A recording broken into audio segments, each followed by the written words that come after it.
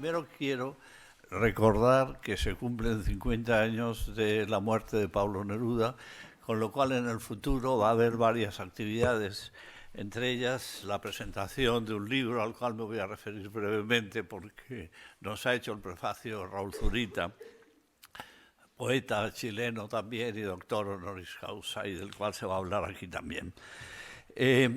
Bueno, Neruda se conmemora posiblemente los 50 años del asesinato de Pablo Neruda, porque Pablo Neruda, hay países, historias donde se asesina a los poetas. Su gran amigo Federico García Lorca fue asesinado en el 36 y en el 73, como han demostrado sucesivas autopsias internacionales, con toda probabilidad fue asesinado. Bien, al final del Canto General, esa obra trascendente que se publica en 1950, en un tiempo en el que Neruda ha tenido que exiliarse de su país, está en Europa, entre Francia e Italia, por la persecución que ha vivido en su país, Neruda dedica testamentos al final del Canto General para decir lo que se tiene que hacer con sus cosas, para lo que se dedica un testamento. Entrega, por ejemplo, su casa de Isla Negra, dice, a los sindicatos del cobre, del carbón y del salitre, a los obreros chilenos. Y en un testamento segundo deja sus viejos libros, dice, venerados en su tipografía majestuosa a los nuevos poetas de América. Y dice, para que amen como yo amé, mi Manrique, mi Góngora, mi Garcilaso, mi Quevedo. Fueron titánicos guardianes, armaduras de platino y nevada transparencia que me enseñaron el rigor. Mantened esa idea de que me enseñaron el rigor porque va a aparecer inmediatamente como referencia principal de Neruda en relación a los clásicos. Neruda es un poeta que pasa por un romanticismo inicial. Bueno, primero pasa a las vanguardias, pasa incluso a lo que conocemos globalmente como surrealismo, no el surrealismo francés, sino pasa todo esto y sin embargo va a mantener siempre esa idea de los clásicos y el rigor, que son las que yo os quiero contar, pero como no me dé prisa no os la voy a contar. Bien, Neruda prestó gran atención a los clásicos. Hay una traducción suya de Shakespeare. Neruda, que era diplomático, conocía muy bien el inglés, hizo una traducción de, no recuerdo en estos momentos de qué obra, está publicada, conoce varias lenguas, pero al mismo tiempo hay un dato que es importante. En 1954 hace una donación de 5.000 libros recogidos por el mundo, comprados por el mundo a lo largo de muchos años, a la biblioteca de la Universidad de Chile. Dona sus 5.000 libros principales.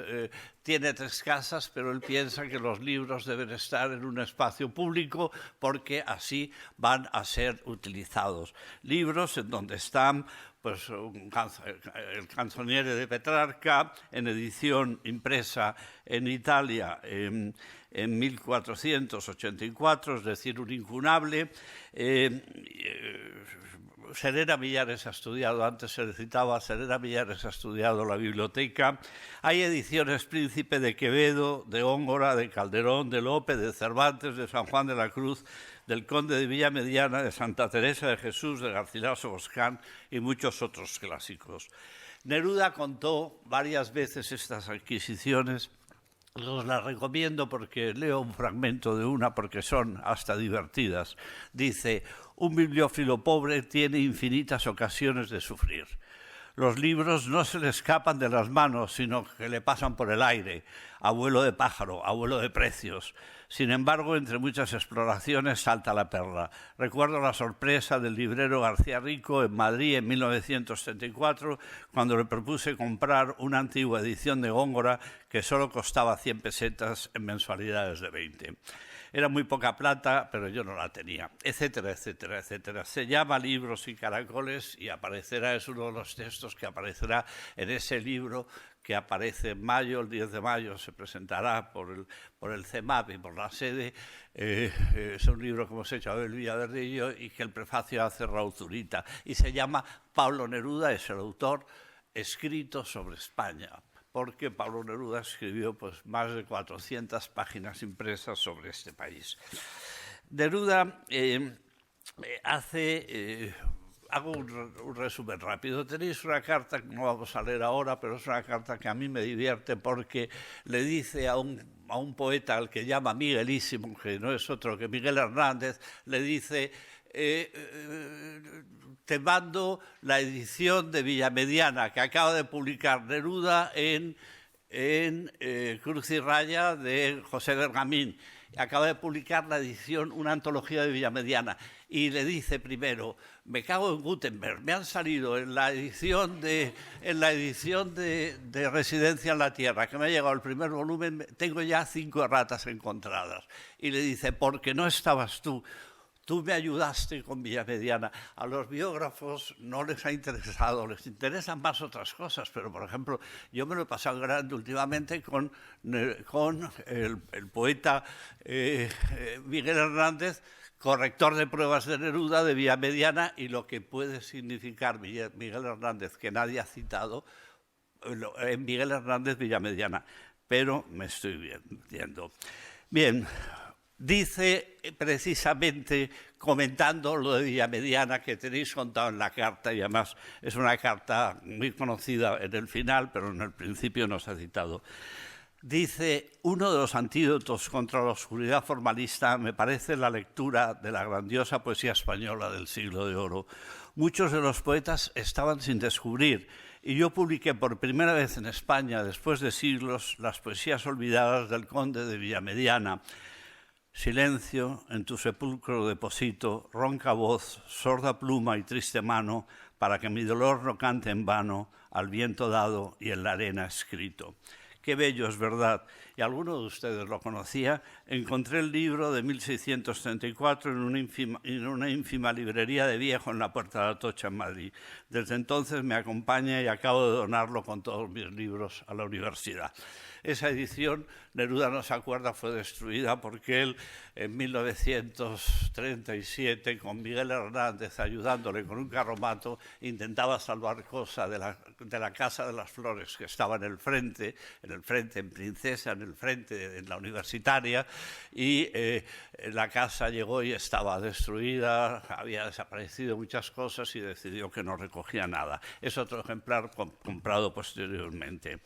Bueno, donó varias ediciones. Importancia de un poeta como Villamediana para Neruda, que incluso el editor principal de Juan Manuel Rozas, que fue el editor principal de Villamediana, reconoce la importancia y que la mejor antología fue la de Pablo Neruda. Y además incluso Luis Rosales publicó poco después una antología y Luis Rosales reconocía que había sido Neruda el que les había señalado a este poeta, como no lo conocéis. Y voy rápidamente al poeta que más impresionó hasta el punto de que escribe Viaje al corazón de Quevedo en 1943, y es el encuentro de Neruda con Francisco de Quevedo.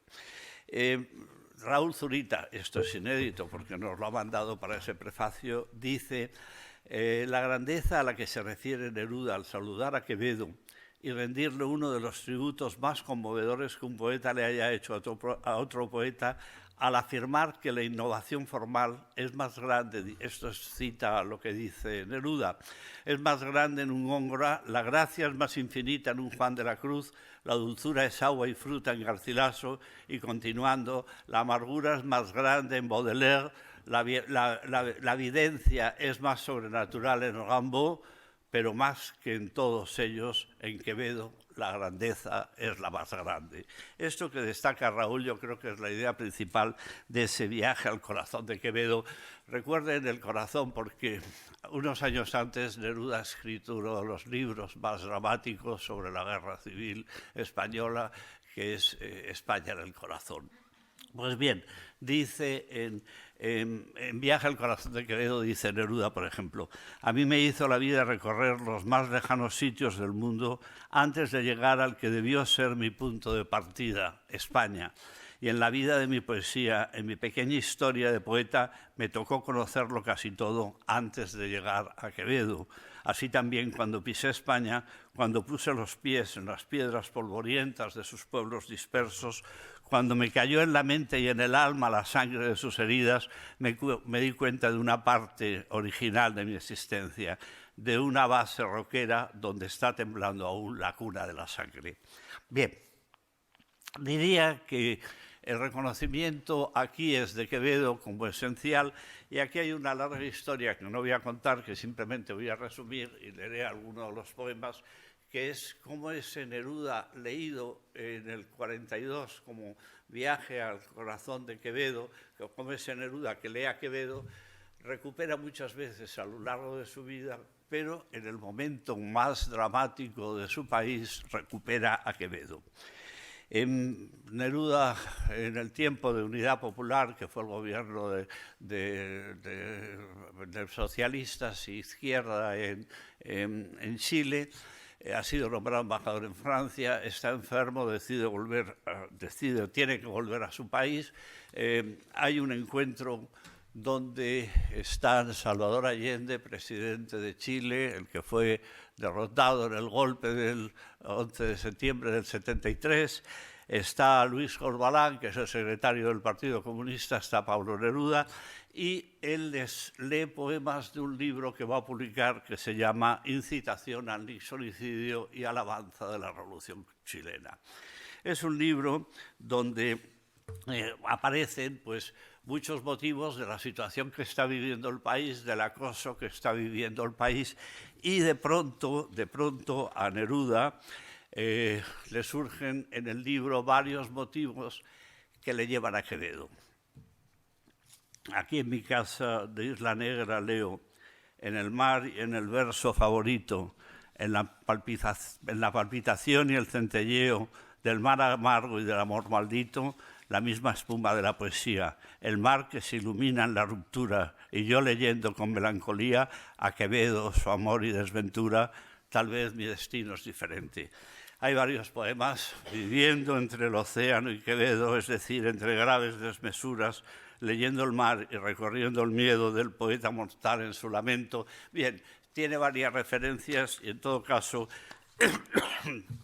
lo que les contaría es que ha aparecido Quevedo nuevamente en la situación dramática que él lo ha hecho aparecer muchos años antes en España en la Guerra Civil. Y nada más, y he cumplido el tiempo.